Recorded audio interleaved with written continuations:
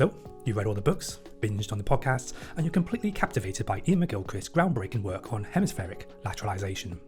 But now you're probably wondering, what's next? How do we take these profound insights and apply them in real life? How can we integrate McGilchrist's theories of the brain's two hemispheres into our daily routines and work? And more importantly, what changes can we expect to see when we do? Well, if you're interested in the answers to any of these questions, then stick around as we take a deep dive into practical ways to bring Iain McGilchrist's ideas to life.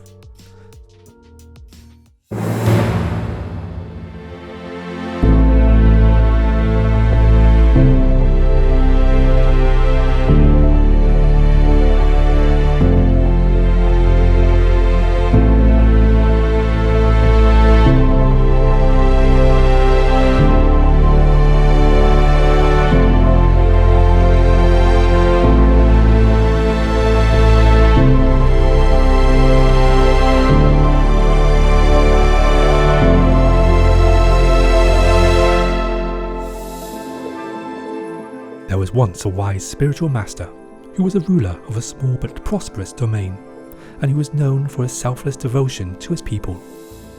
As his people flourished and grew in number, the bounds of his small domain spread, and with it the need to trust implicitly the emissaries he sent to ensure the safety of its ever more distant parts. It was not just that it was impossible for him personally to order all that needed to be dealt with. As he wisely saw, he needed to keep his distance from and remain ignorant of such concerns. And so he nurtured and trained carefully his emissaries, in order that they could be trusted. Eventually, however, his cleverest and most ambitious vizier, the one he most trusted to do his work, began to see himself as the master and used his position to advance his own wealth and influence. He saw his master's temperance and forbearance as weakness, not wisdom, and on his mission on his master's behalf adopted his mantle of his own. The emissary became contemptuous of his master.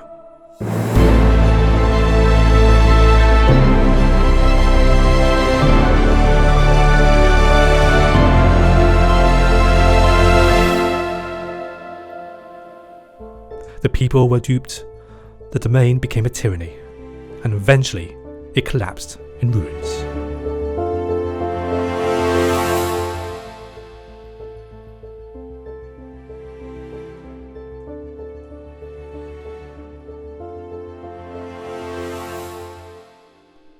If you're already familiar with McGilchrist's work, then you're already familiar with the meaning behind this short story, taken from the master and his emissary.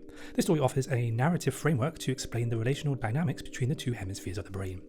In our story, the two hemispheres are represented by the two different characters with two completely different personalities and roles.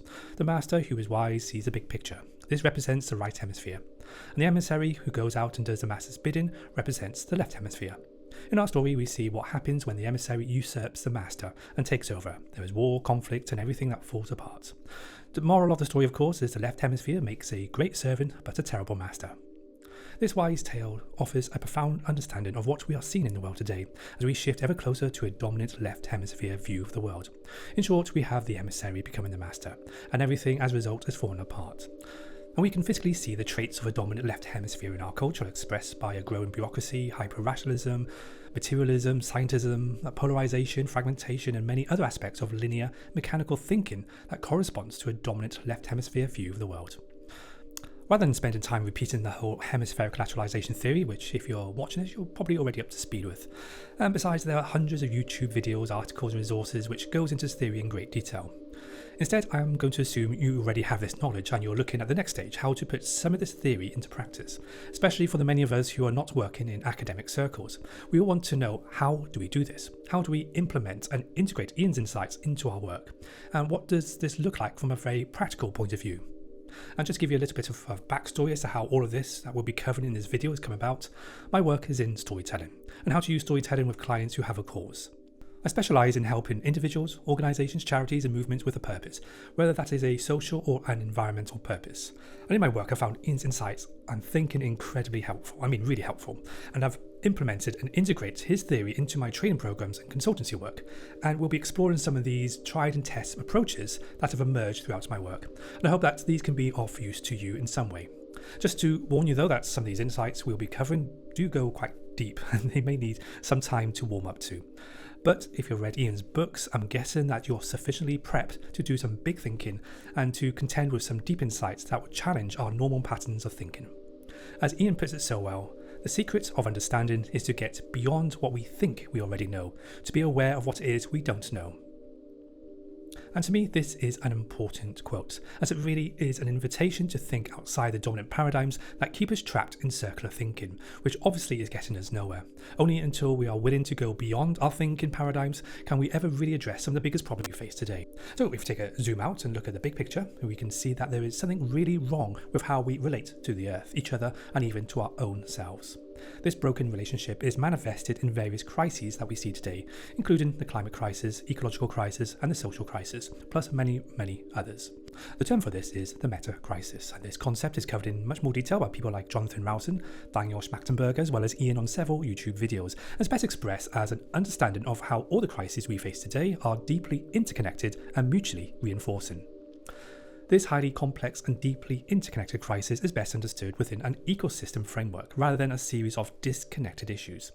Grasping the nature of the metacrisis and the deep psychological drivers behind it demands that not only for us to be willing to think differently about how we address it, but also how changing our disposition and attention may help us to see what are the underlying drivers behind this crisis.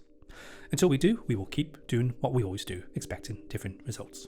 So we must be willing to focus on one of the most important aspects of the human condition, and that is motivation. How do we create societal change? How do we address the underlying drivers behind the metacrisis? How do we create long-term motivation for positive change?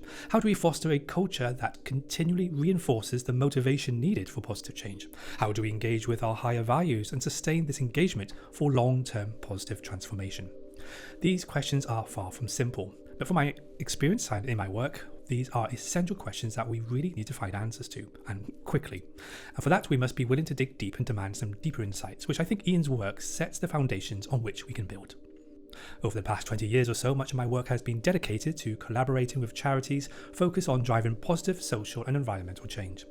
This field is deceptively challenging. At first glance, it seems pretty straightforward, such as getting audiences to take positive action on the climate crisis. After all, we can see that there is a clear need to take urgent action. The science is pretty much clear. We can see it is in our best interest to do so. Urgent action now will prevent some long-term pain, and we all seem to value and love our natural world and also the future of humanity. Who would want to destroy all of this? So given that is a foundation on which we are trying to build, why is it so hard to create long-term and meaningful change on these issues? Why is it so hard to create the necessary political will needed for urgent action? In face of the huge threats that we face as a human species, why are we continuing to act as if they are not there, and that it is business as usual? Is it because of human nature, a selfish gene perhaps, that we are programmed for self-destruction, that our fundamental nature is to be greedy, indifferent and selfish? Well, that can't be true. There must be something else that we are missing, some underlying drivers for this crisis. After many years working in this field and listening to countless experts discussing solutions to the climate crisis and to the meta-crisis, I feel a profound sense of disappointment. I echo Iain's sentiment that we no longer have the foggiest idea who we are. The consequence of this is that we are clueless about human motivation and how to create positive long-term transformation on the pressing issues we face. If we are to address the meta-crisis, we must understand what lies beneath the surface of our attention and gain deep insights into human nature and motivation. By comprehending these underlying psychological drivers, we can lay the foundations for real and meaningful change. And perhaps then we can overcome the paradox of human behaviour, where we say we believe one thing but do the opposite. We claim to value nature, but we end up destroying it. We value all that humanity represents, but seem broadly indifferent to the existential threats facing our civilization. Is this collective denialism, or is there something more at play here? What is driving all of this? This is where Iain's work is invaluable, offering some deep insight into addressing human motivation. From my many years of experience of working on the front line for social and environmental change, I can clearly see now some deeply entrenched attitudes, toxic paradigms and cultural beliefs that make our work towards meaningful change almost impossible. And one of these is the absolute commitment to a marketing mindset to try to drive positive change. The marketing mindset focuses on the manipulation of audiences to get them to do something. This mindset is clearly aligned with the left hemisphere. It is everything about how we manipulate people to do something.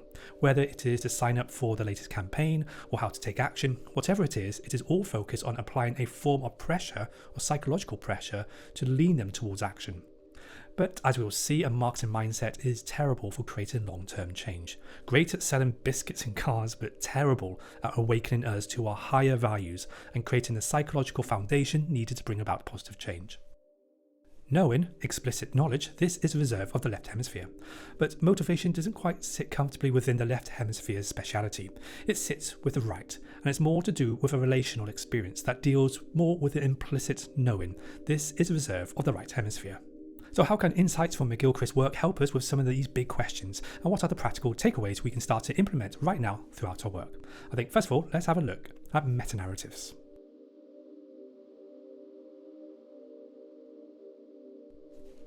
This one for me is a game changer, especially as a storyteller. Having worked in storytelling for a number of years, most of my work was informed by the sciences, which convinced me that if we tell an emotionally engaging story, if we applied a special storytelling formula, we can activate certain chemicals, which will then in turn motivate people to do something.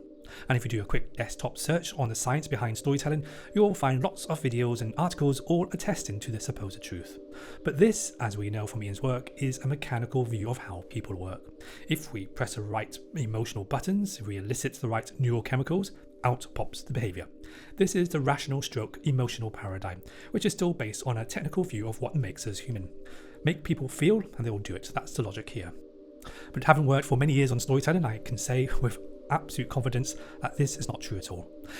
If it was, we would have cracked the motivation problem on the climate crisis by now. We would have built the political will for real and meaningful change. But we are not machines. There are no emotional buttons to press. There is no formula to follow to lead to long-term and cultural change. Believe me, I've tried. In fact, some of the most powerful stories that shape culture, beliefs and values do very little in terms of creating any emotional response at all. Take religious storytelling as an example. These stories are hardly going to ramp up your oxytocin or dopamine levels. If anything, they might do the opposite. Emotionally charged storytelling points to a half-truth at best, and half-truths are dangerous as we mistake them for the full truth.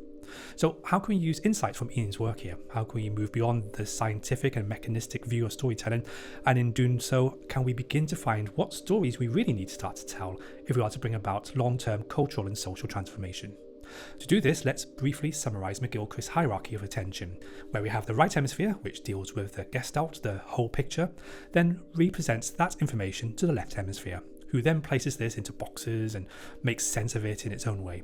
The left deals with represented version of reality, a map if you will, so it reinterprets everything through its own logic. This is where we create logic traps, where the left hemisphere refers to its own maps, its own thinking, mistaking this representation of reality for reality itself. This is the hall of mirrors that Iain talks about. I call this the paradigm trap, where we refer to the same paradigm that shapes our thinking and try to use that paradigm to find solutions to the problem that paradigm caused in the first place. So you create an endless loop that gets us nowhere. It is why it's so hard to find solutions to the big questions in life. Until we break the paradigms and escape these logic traps, we can't move forward, or as Iain says, move beyond what we think we know. As we know, Iain suggests a necessary third stage in our thinking processes. This is where we return to the right hemisphere to see if this representation makes sense, return to the whole rather than succumb to the view of the left hemisphere. And it is this surrendering process where the left surrenders to the wisdom of the right hemisphere, which is clearly what we are failing to do.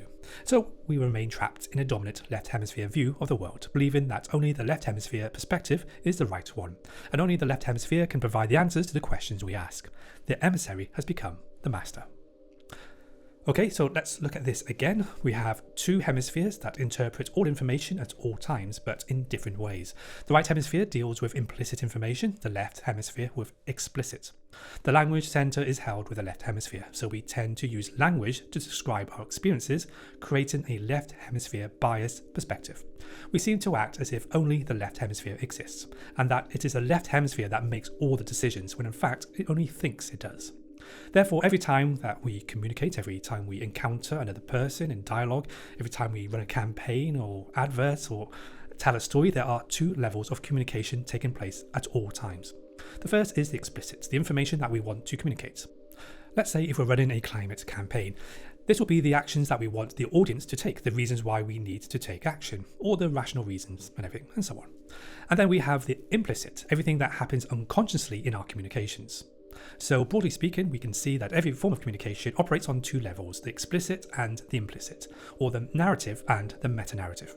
We need to give equal attention and importance to both. The narrative encompasses all that is explicit, while the meta-narrative encompasses all that is implicit. The narrative is a story we wish to tell, and the meta-narrative is a story we actually tell, often unconsciously. The narrative contains all the key information, such as the call to action and all the explicit aspects of the communication. The meta-narrative, on the other hand, holds implicit information such as values, motivational triggers, cultural norms and paradigms, all the elements that the right hemisphere of the brain will pick up on. And here is a game changer for me. Everything we do in our work towards creating positive change in the world, and I've seen this firsthand with my many clients, we tend to focus almost exclusively on the explicit aspect of our work, with complete neglect to what is happening at the meta-narrative level of communication. Instead, we tend to focus on making sure our key information is right, we're using the right colours, right brand, we're saying the right things, or how to frame our messages, and we will spend an enormous amount of energy, if not all of our energy, working down to the minutiae of detail, ensuring that we get everything right. And yet we almost always exclude, ignore, overlook, fail to notice what is happening at the meta-narrative level of all of our communications. We act as if it doesn't even exist. It's incredible if you think about it. Half of everything that we communicate is pretty much ignored. And not only that, and I'm going to say something highly controversial here, what happens at the meta-narrative or implicit level of communication is more important than what happens at the narrative, the explicit level of communication, in terms of motivation, values, and purpose. I know that we tend to think it's the other way around. It's explicit where we must pay attention. But I'm not sure that is true. In fact, I know that's not true. And here's my reason why. Remember the hierarchy of attention. It's the right hemisphere that receives information. It picks up on all the implicit aspects of communication and absorbs all this at a pre-conscious level. And what are the implicit aspects of all communications? Well, that includes values, motivation, and purpose. Every time we want someone to do something, whether that is made manifest in an advert or a marketing message, a campaign or a media article, whatever it is, that communication will contain the three core elements of values, motivation, and purpose that take place at the implicit level of everything that we do. These are also the three core elements that drive cultural norms and shapes our long-term behaviour. So if we're doing something wrong here, or ignoring something, or not paying attention to something that's taken place at the meta-narrative level of all of our communications, then this problem will be absorbed and amplified and silently passed on to the left hemisphere without us, well, the conscious mind us, ever noticing. This is how cultural norms are reinforced. This is how our values are shaped, not by a conscious decision-making process, but rather by our willingness to absorb the stories we tell ourselves at the meta-narrative level. What is happening here is far more important than what's happening at the explicit level. That's why meta-narratives are incredibly powerful. They can reshape how we think and feel, and even reshape how we relate to our own selves as well as our own values. And they do this by reinforcing the dominant paradigms that shape how we think and interpret the world around us. In Iain's work, we saw some great examples of this with the mechanistic and Newtonian paradigm, the idea that everything runs like clockwork and runs like a machine, and they all follow universal mathematical laws, including humans, of course. So let's take this mechanistic paradigm as an example. It's not that we sit down and we explain to ourselves, or make it explicit even, that we believe the universe is mechanistic, like a machine. That's not how paradigms are communicated, engaged, or enforced. We just act as if this was true. It is implied that the universe is like a machine. The way we talk, our thinking, our behaviours can all reflect at the implicit level this mechanistic worldview. And this paradigm is not values neutral. When we think of the universe through a mechanistic viewpoint, we will see that it is a dead, inanimate object which is up to us to manipulate and do what we want with it. We are now at the mercy of the manipulative mindset of the left hemisphere. Once this paradigm becomes embedded at the implicit level, we can absolutely believe this paradigm to be true, despite never ever sitting down and really thinking about the illogical or absurd aspect of the foundation of this paradigm. Paradigms hold their power at the implicit level. They fall apart pretty quickly when we make them explicit and study the logical foundations of which they are built. But because we absorb them and we think through them and we communicate paradigms in everything we do, we just don't see this happening. When working for positive change in the world, all our communications, all our campaigns within this paradigm tend to be data-driven and information-led, with the belief that once we have this certain data input, the right behaviours will be the output.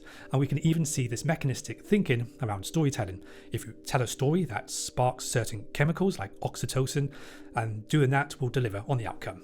This is still based on a mechanistic paradigm. And this paradigm, because it is so persuasive, means that we follow the science. We create storytelling formulas. We look to press the right buttons, expecting the output that scientists have provided. But in all of this, we miss the point altogether.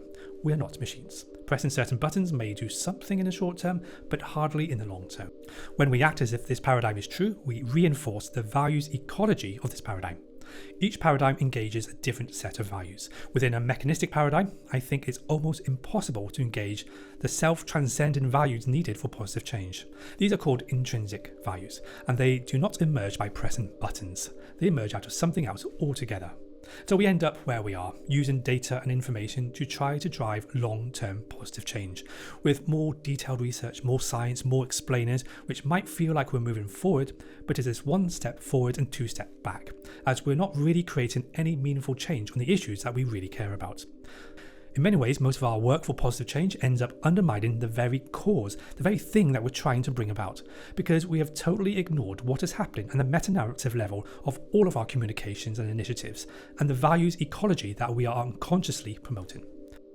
Meta-narratives are so powerful because we don't even notice them. They are like the invisible narratives that shape our values, how we think and relate to the world around us. We are like fish who don't believe in the existence of water.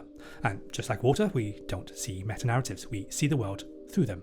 And it's hard to talk about the water being polluted if we don't even believe in water in the first place.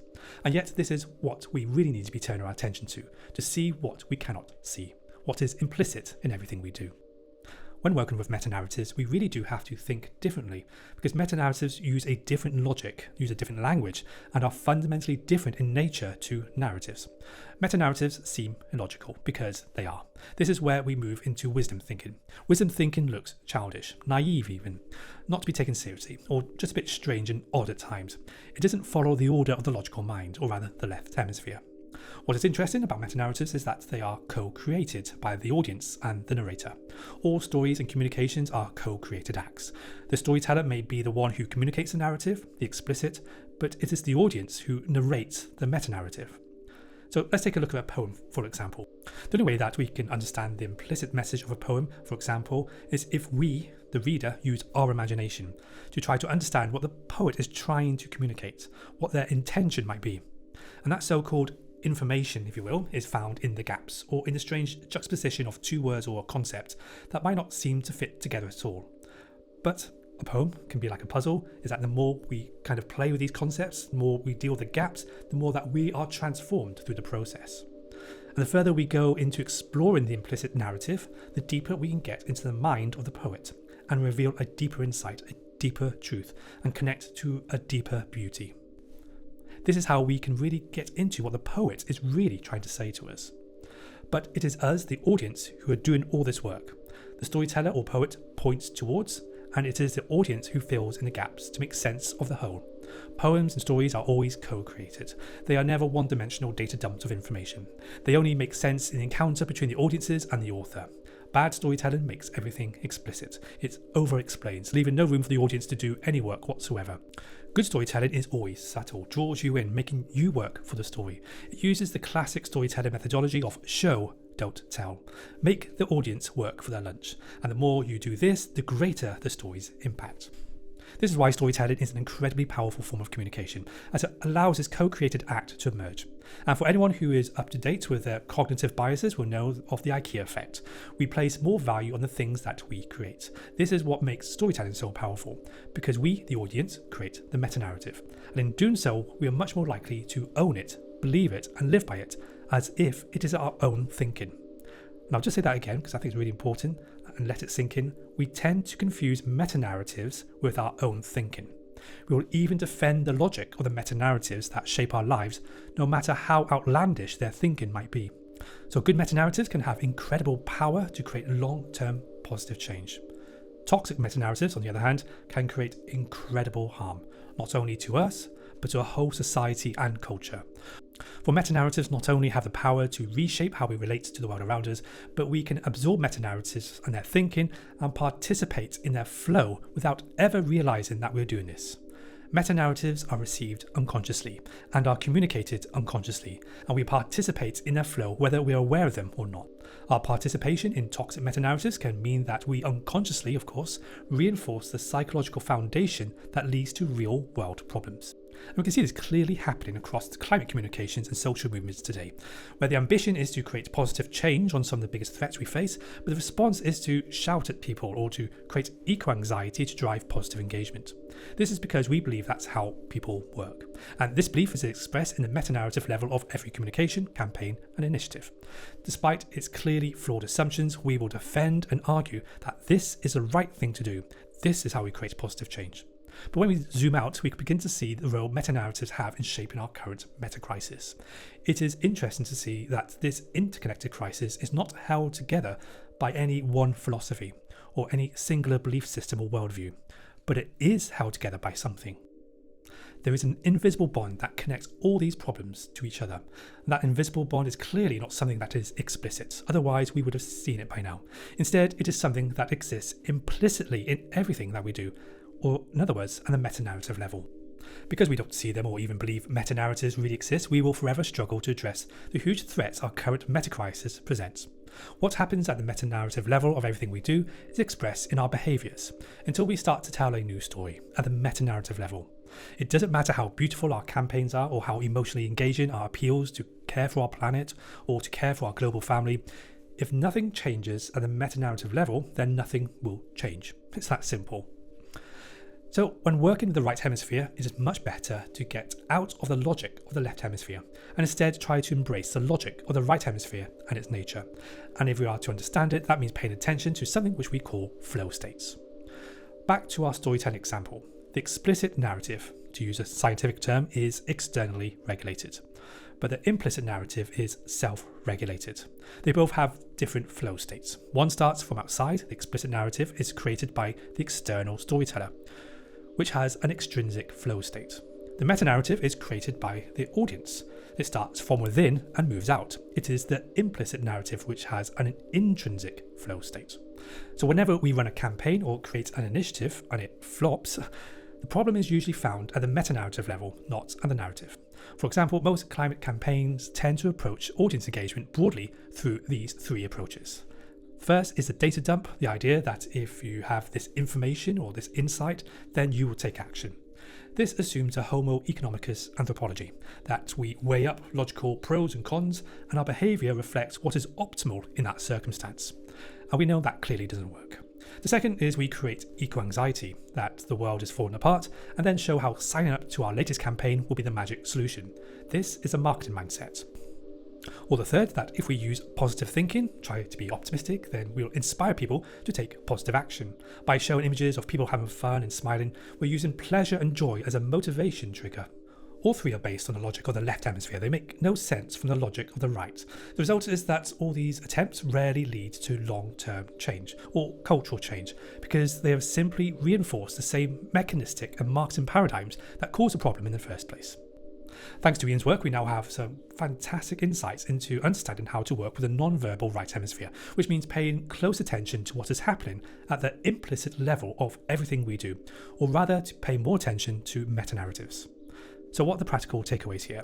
Well, these are some very basic things we can start to do. First, we can take a look through all of our communications, our campaigns, initiatives, or the stories we tell, whatever you're working on. First, start to write out all the explicit elements of your communications or campaign. Then create a new sheet, and then do the same exercise and start to think about all the implicit narratives that sit within your work. Think about what assumptions you have made around motivation, what paradigms you are drawn from, what are the implicit values that you're expressing, and so on. So let's give you an example to see how this works. Here is a simple climate campaign poster. We might be familiar with this type of communication, but let's look at what's implied here. First of all, the idea that if we are given the right information, then we will take action. This is a technocratic belief that we are more like computers, or it reinforces the homo economicus anthropology, that we are rational beings which will make decisions based on our rational choices. So already there's an assumption here on motivation. Or we can look at what we're doing in terms of the motivational trigger. And we can see here that we're using fear or we're creating anxiety to drive the behaviour. And this is founded on classic marketing theory, that the way to drive behaviour is to create anxiety and then provide the magic solution. That is the classic marketing formula. But this approach makes no sense in a context as marketing is designed for short-term profit. It's not designed for long-term behavioural change. So we're using the wrong paradigm in order to engage our audiences here. Or we can look at the reason why we're using extrinsic motivation. Why are we using extrinsic motivation to drive engagement with an intrinsic value? What happens when we try to extrinsically motivate an intrinsic value? An intrinsic value would be like caring for the earth. An extrinsic motivation would be using fear or anxiety or sense of duty to drive engagement with that value. And this creates what we call a values dissonance, where the motivation type doesn't match the value which we're trying to engage. So this sense of dissonance comes out through the communication in some way. We might not be susceptible to that dissonance if we're really on board with this message, but those who are a bit cold or lukewarm to climate messages will really pick up on that dissonance, and it can even have a very negative reaction to this style of poster. Or you can pay attention to the fact that we're treating the climate crisis as a technical problem to be solved. There's no sense that the climate crisis is a relational crisis, that there's something deeper happening here, which means we need to transform ourselves. It's more of a sense that we need to go out and fix the problem over there. So we already have this implied bias and something quite dysfunctional happening in this poster, and we don't really tend to notice that. And because we're using marketing methodologies, we tend to overpromise that sign up to our campaign will solve the problem, but it can't. And the other aspect here is that we tend to overpromise in this campaign message, and that's because we're using marketing methodologies here, because we're trying to show the magic solution. But in order to show the magic solution that will solve all our problems, we tend to overpromise, and that overpromise can feel slightly false and inauthentic. So therefore, we don't create resonance, and that's why these campaign messages tend to fall flat. Also, this lacks any real sense of resonance. There's nothing here that really deals with the right hemisphere in any way whatsoever. It's as if we're using guilt, fear and anxiety to drive the behaviour, which can result in polarisation, low engagement, and also some negative reactions to the style of engagement. No one likes to be manipulated. So if we're going in with a manipulation mindset, then we can get a very negative reaction. Also, it places the organisation as the hero. By signing up to the campaign, it's the organisation that will bring about transformation. And when we get into storytelling, it's really important to look at hero dynamics. Who is a hero in this story? And most of the time, a lot of charities place themselves as the hero. And this causes a whole range of problems in terms of audience motivation and long-term change. And also, lastly, this points to an extrinsic purpose. This is where we have a defined outcome, with no reference to a higher purpose or an intrinsic purpose, which is about transformation of the self. So it's all about doing something, an outcome, a deliverable, an output, rather than looking at how do we transform ourselves. And that's the question we should be looking at if we want to create long-term behavioural change. And there's so much more. We can go on, pulling this simple poster apart, this simple message, and start looking at all the implicit messages that sit in one simple campaign poster. And we receive all these implicit messages all the time. And just because we're not consciously aware of them doesn't mean that they're not happening. Campaign posters like this will never lead to long-term change, will never bring in cold or sceptical audiences, will never overcome the problems of polarisation, will never lead to cultural or societal change. The meta-narrative here is just a reflection of our cultural thinking and reflects the paradigms we hold to be true. These paradigms include the marketing paradigm, the technocratic paradigm, and the Cartesian paradigm, and all these paradigms are reflective of a dominant left hemisphere culture. There is nothing here in this poster that really speaks to the values ecology of the right hemisphere. And the temptation here is that when we do these campaigns and they fall flat, which they will do, is not to change the meta-narrative, but to double down on the existing meta-narrative and try to push harder. Maybe if we change the novelty, how the poster looks, the colours perhaps, maybe if we use harsher language, or if we change our brand, or be more direct, or maybe if we're less direct and more colourful and playful, then perhaps this campaign and poster will work. This is linear thinking. This is the thinking trap of the left hemisphere. It refuses to see its own thinking as the problem. The problem is always outside, somewhere else. It is the audience who are the problem. They're the ones who are not listening. And on we go, telling the same story again and again with no real change. So start to think about what meta-narratives underpin all of your work. Where do they come from? Did you consciously articulate these meta-narratives yourselves, or do they come from somewhere else? And if so, where? And this could be the start of a very interesting conversation in which we will start to think and take very seriously the implicit aspect of everything that we do. Until we do so, I fear that we'll never be able to move forward in any meaningful way towards positive change in our world. Motivation is everything, and yet we seem to reduce it down to a psychological trick to ensure that we stick to our diet or keep going to the gym. But motivation, in its broadest sense, is the very thing that keeps us doing what we are doing, whether that motivation is consciously conceived or automatic. Therefore, we can open up our definition of motivation to include social motivation, which we call political will. It's very important that we know how to work with motivation if we are to bring about positive change in the world. But are our motivation models fit for purpose in light of today's challenges? Do they work when it comes to understanding how to create long-term behavioural change? Or do our current motivation models simply reflect the dominant paradigms and view of the left hemisphere? And if so, what insight does Iain's work provide us in terms of thinking through the questions of motivation again using the hemispheric lateralisation theory? And I have to admit, I stumbled into this work accidentally, but now I keep coming back to this again and again, and I find it incredibly helpful in everything that I do. This for me is where we begin to see Iain's insights start to embed themselves in very practical ways in everything that we do. And as we know, the left hemisphere loves a map or a diagram. So what we will see next will please both your left and right hemispheres. To start, I think I was always feeling that there was something deeply wrong with our work around audience motivation, which felt pretty much like a binary approach. Broadly speaking, we have two types of motivation, extrinsic and intrinsic.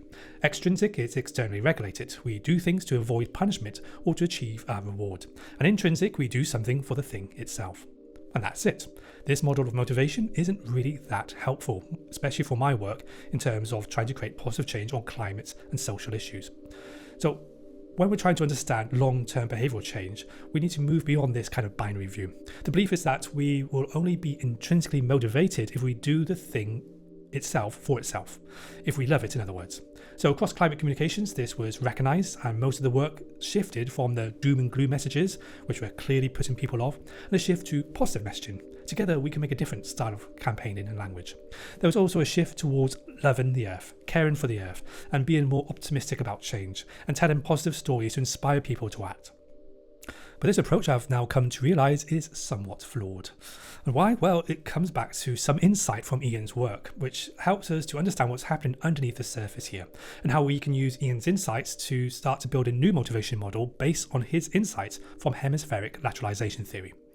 So first, let's look at the master and the servant, and the concept that two hemispheres, that there is a power dynamic between both of them, and we can refer to either one as the master, and in doing so we change our thinking and our relationship about how we see and understand the world. So if one of the hemispheres becomes a master, then this obviously changes everything. And of course, the message in Iain McGilchrist's work is that we need to restore the right hemisphere as a master.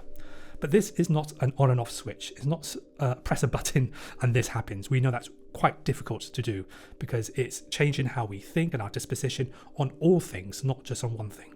And that takes time to build up and to understand. So it's better to think of this transition from a dominant left hemisphere view to a dominant right hemisphere view as a continuum. So let's map that out on a diagram. On the left, we have the dominant left hemisphere perspective, which is represented by this arrow. And on the right, we have a dominant right hemisphere perspective, which is represented by this arrow. And then let's break this into 8 sections, and each section represents a different nuance of the two hemispheres. And in the middle, we have the threshold. And on the left, we have the dominant left hemisphere perspective, and on the right, a dominant right hemisphere perspective, but with different grades all along. And then we can apply a motivation model to this. Unfortunately, we already have one. It's called the self-determination theory. Self-determination theory maps almost perfectly and aligns with the left-hand side of the motivation continuum. It represents the first 4 stages of motivation. But then when it comes onto the right-hand side on the motivation continuum, we have a problem. On self-determination theory, it classifies all of intrinsic motivation as a single category in and of itself. And this is slightly problematic. So the old self-determination theory model looks something like this. But when we apply Iain's theory, I think what we're looking at is something like this. And then something opens up, something very interesting. 3 additional stages of intrinsic motivation. And this helps us to broaden our understanding of what intrinsic motivation is and how to work with it. And then we can relook at this motivation theory using insights from hemispheric lateralisation theory, and everything starts to open up. And having used this new motivation model over the last year or so with clients, this to me is a game changer. It really is. we can now visualize what we're trying to do here, and we can use this model to interrogate everything that we do. Remember, our whole society, our cultural norms are all broadly shaped by extrinsic motivation to various degrees. The threats of fines if we do something wrong, or the growing bureaucracy to ensure that we create the right systems to regulate behaviours. All these are reflective of our inability to intrinsically motivate audiences.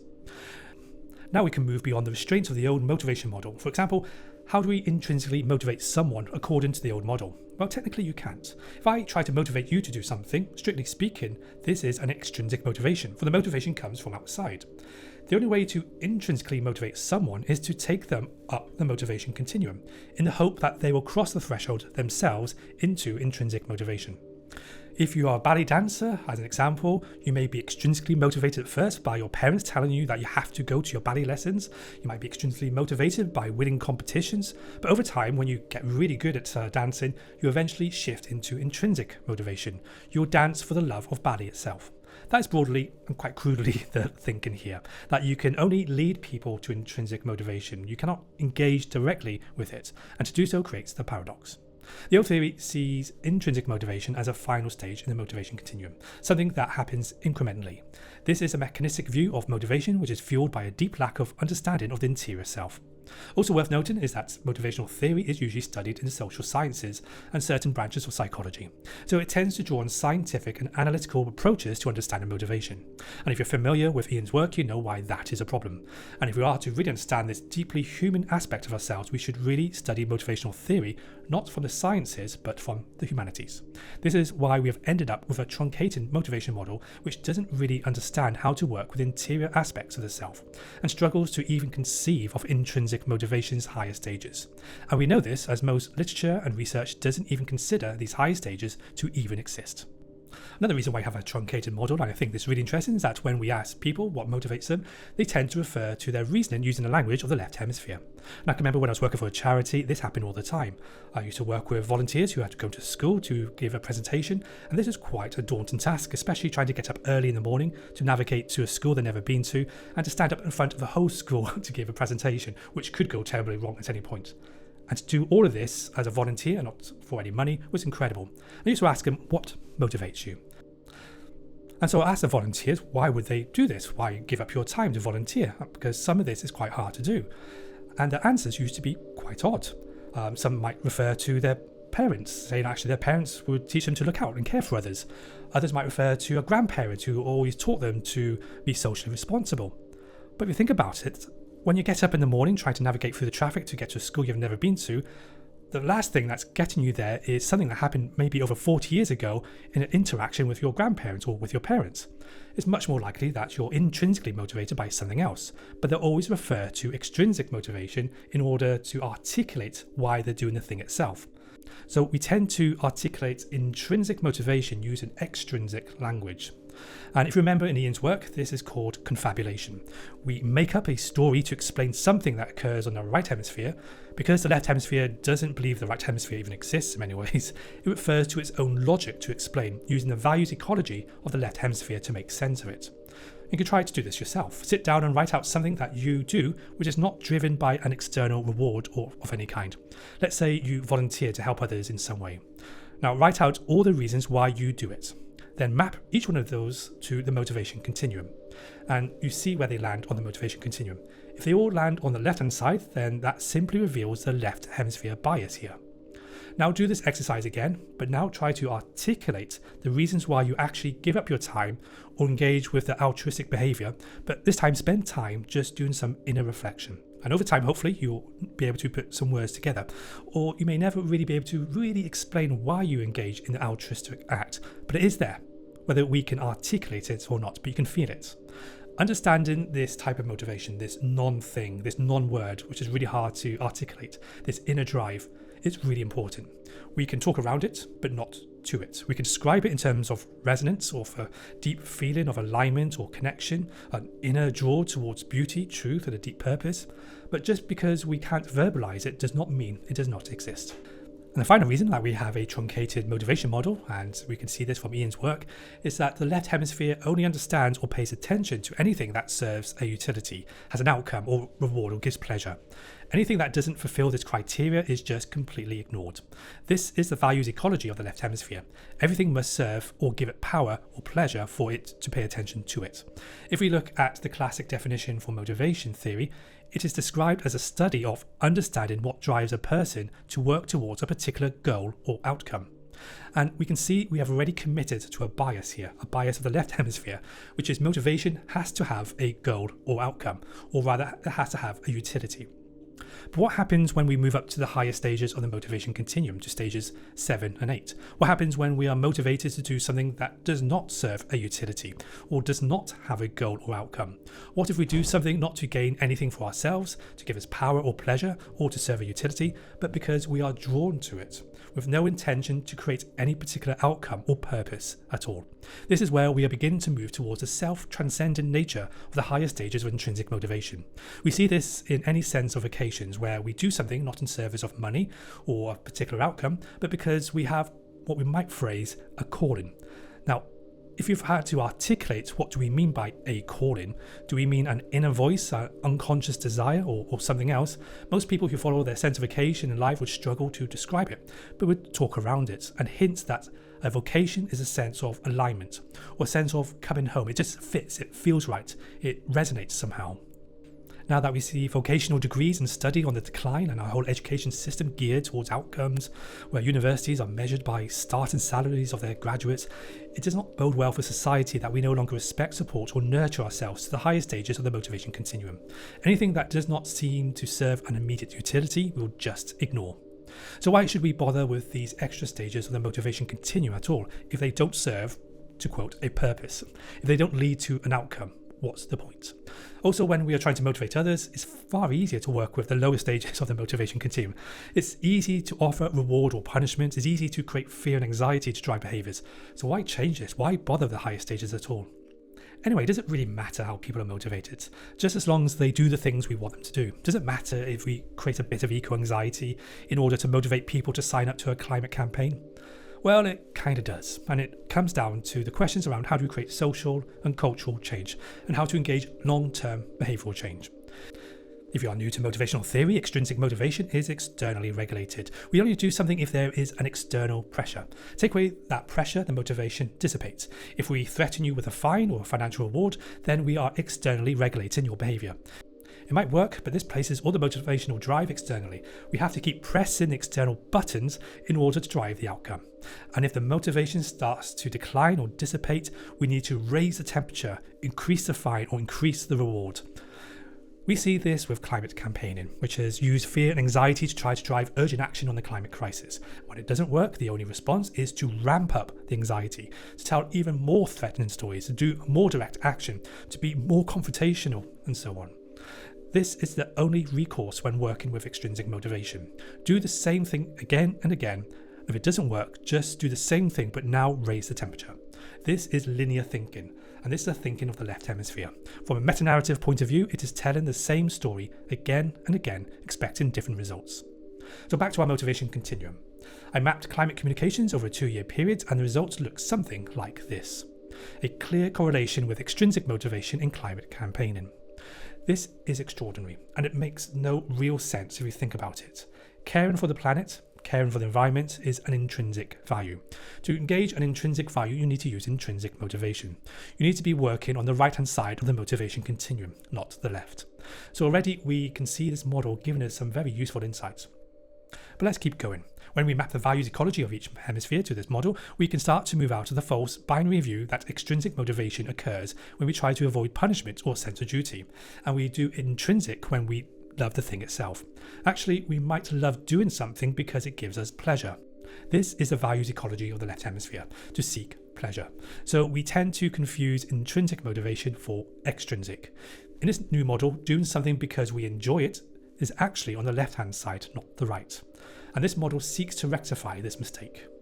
This is really useful in my work, because most climate communications that try to do intrinsic motivation or try to do positive messaging tend to talk about loving the earth, with lots of love hearts and smiling faces, usually adopting childish imagery to try to communicate this, to make things look fun, simple and easy to do.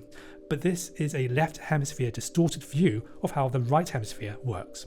What the left hemisphere likes to do is to avoid suffering. It will seek the path of least resistance. It tries to create straight lines, hates disorder, and tries to create its own order based on logical and linear models of thinking. So any attempt at doing intrinsic motivation using the logic of a dominant left hemisphere view is that we will try to motivate by being positive, fun, and pleasurable. But when I place these attempts at intrinsic motivation on this new model, they fall on the left-hand side up here. On this model, we can create not only a continuum on the x-axis, but also a positive and negative y-axis. Just as we have fear of punishment below this line and reward or pleasure above this line, then we need to treat this positive and negative states across the whole continuum. The further away from the line, the higher the temperature. For example, the fear of punishment can be the threat of life in prison or the reward of £1 million.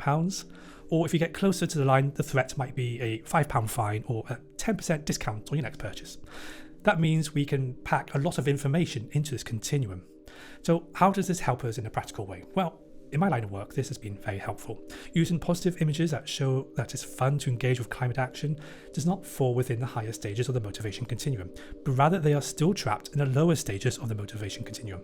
We're still using the seeking of pleasure, fun, enjoyment as a motivation trigger. This is still extrinsic motivation, and we can extend this thinking to everything that we do. This diagram can really help us to spot paradigm traps. If almost all climate communications are using extrinsic motivation, then it's clearly something completely wrong. It's got to be a paradigm trap that we're stuck in because we haven't even noticed it. So having a physical diagram can help us to start to imagine what our world would look like if we knew how to motivate audiences using intrinsic motivation instead. I haven't got time to explain all of this, but very briefly, is that when we use extrinsic motivation, we tend to engage with extrinsic values. These are the self-enhancing values that occur in response to dealing with threat or anxiety. The more anxiety we create, the more we engage with extrinsic values.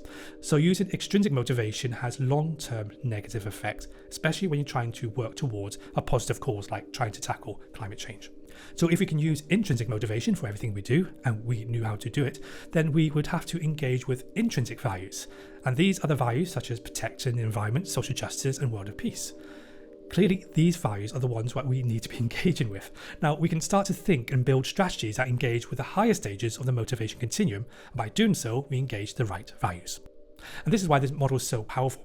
Now we can start to think differently about human motivation, we can start to ask different questions, and in so doing we can find new solutions to human motivation that are no longer tied to the old binary motivation model. If we want to create long-term behavioural change, cultural change, social change, and address a metacrisis, then we need to know how to work with the higher stages of the motivation continuum. It's that simple. Nothing changes when we remain on the left-hand side. We are just creating short-term responses or solutions, which is no longer helpful. The higher we go up the motivation continuum, the more likely we engage and be attracted to the self-transcendent values. These are the values we need to engage with. And this is my favourite part of the whole model, which is why I think it's a game changer. On the old motivation model, you can't really interact with intrinsic motivation. As I've already said, I can't intrinsically motivate you to do something. I might be able to point to something, but technically speaking, I cannot externally regulate a self-regulating behaviour. And that has to come from you, the audience. But when we start to understand motivation as the interaction between the two different hemispheres of the brain, this opens the door up for me, especially in my work. No longer is intrinsic motivation a final destination at the end of a long journey, but we can interact with each stage in different ways. So how is this possible? How can I intrinsically motivate you to do something? Well, let's go back to metanarratives. Remember, narratives, the explicit, is externally regulated. The storyteller is telling the story. The flow is extrinsic in nature. But metanarratives, the implicit, are self-regulated. The audience narrates the implicit aspect of each story. All stories are co-created acts, and if we know how to work with metanarratives, it allows us the ability to tell stories or work in a way that allows this co-created action to take place, where we create the conditions for the audience to create the metanarrative. This is a solution to the problem we're trying to fix. This is how we can get audiences to work at the higher stages of the motivation continuum. Now we can start to build two different motivation engines. One that uses extrinsic motivation, uses extrinsic values, these are the lower values that emerge when we create anxiety or fear, and works towards an extrinsic purpose, a direct and measurable outcome, usually money or a certain behaviour. This engine works, but it works at a cost. It is a psychological pollutant, and it doesn't bring about long-term change. Then we can start to replace this motivation engine with a new one. The new one will work with intrinsic motivation, intrinsic values. These are the self-transcendent values such as protecting the environment, social justice and peace, and work towards an intrinsic purpose. This is a form of purpose that is directed not to an outcome or deliverable, but to a transformation of the self, where we are awakened through the process. Now we can have a really exciting conversation around building an entirely new motivation engine that draws from an entirely different values ecology and works towards the higher wisdom states of the self. Because once we have built this new engine and it works, there is no need to use the old engine. There's no need to use fear and anxiety to drive behaviour. There's no need to motivate to the values ecology of the left hemisphere. So in my work, this shift has radical implications for how we do everything. It helps us to move beyond working with the explicit aspects of everything we do and to pay more attention to what is happening at the implicit level of all of our communications. So instead of having endless conversations around how do we talk about climate change, or how do we frame our messages, how do we make climate campaigns more inviting or appealing, which we've pretty much tried everything and nothing seems to really stick or work, instead we can now have a very different conversation altogether and start thinking about how do we motivate? How do we do everything in alignment to an intrinsic purpose? How do we work with intrinsic values at the implicit level of our communications? And this is really exciting. We can now start to see something new emerging here, a whole new landscape of possibilities. We can use this model to get beyond our old thinking and start to explore what lies at the right-hand side of the motivation continuum. And one great technique, a simple one to use here, is the way of negation. And this is very simple. It's that if on the one side, if extrinsic motivation is over here, then intrinsic motivation must be over here. That's pretty obvious. Then we can start to connect to the dots. If extrinsic value is over here, then intrinsic values must be over here. So when we try to extrinsically motivate an intrinsic value, it just doesn't resonate. Shouting at people to care for the environment clearly doesn't make any sense whatsoever, and yet we do it. Nor does positive messaging and trying to show how climate action can be fun and enjoyable. It's still mapped to the lower stages of the motivation continuum. We're still appealing to the values ecology of the left hemisphere. Then this can help us to think of what are the values ecology of the right hemisphere. If moving from doom and gloom messaging to positive messaging is still two different expressions of extrinsic motivation, then what is expression of motivation that's held on the right-hand side of this continuum? And this is where we can really dig deep and find some answers to some of the most challenging questions that we're asking ourselves, especially around long-term motivation, cultural change and social transformation. It's all here in this model, and all the answers can be revealed the more we work with this model.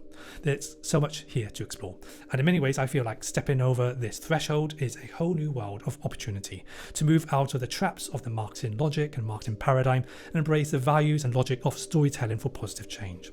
So much of what is called storytelling in my line of work is not storytelling at all, it's marketing. It's the same marketing patterns, the same emotional manipulation, it's the same story. But using this model, something new can emerge. I'm hoping this motivation model makes sense and that you'll begin to see why it is substantially different to previous motivation models that exist out there. Also, how it is possible to intrinsically motivate someone, not at the explicit level of communication, but rather at the implicit level, or the meta-narrative level of communication. I have to admit, this model takes a while to warm up to, and it might take some training before you can be fully up to speed with how to implement it in your work, but the possibilities here are huge. So from my experience with working with Iain's insights, I can sum them up pretty much as this. If you're looking to create practical ways to implement Iain's insights and how to work with the right hemisphere, then it's best if we try to look beyond things and start paying attention to no things or nothing. Start to think about the interior aspects of the self, how we motivate, how to work with purpose, and the underlying values that are implicit in everything that we do. These are all the aspects of the interior self. They are fully hidden and yet fully revealed in everything that we do. To see them, we need to practice a more contemplative mindset to contemplate the meaning that sits behind everything. So if you're interested in any of this and further training on this very exciting area of work, then please do check out my full Master Storytelling Training Program, which goes into all of this in much more detail. While this specialist training program is designed for anyone who is working towards a cause or looking to create positive change in the world, it is ideal for anyone looking to implement some of Iain's insights in a more practical way. In this training, not only do we take a deep dive into motivational theory and how to work with metanarratives, but we also explore a new approach to values theory, which draws heavily from Iain's work, where we build on the concept of values flow and how to work with different values in different flow states. We also explore the marketing paradigm, a self-referencing paradigm that keeps us trapped in the lower stages of the motivation continuum.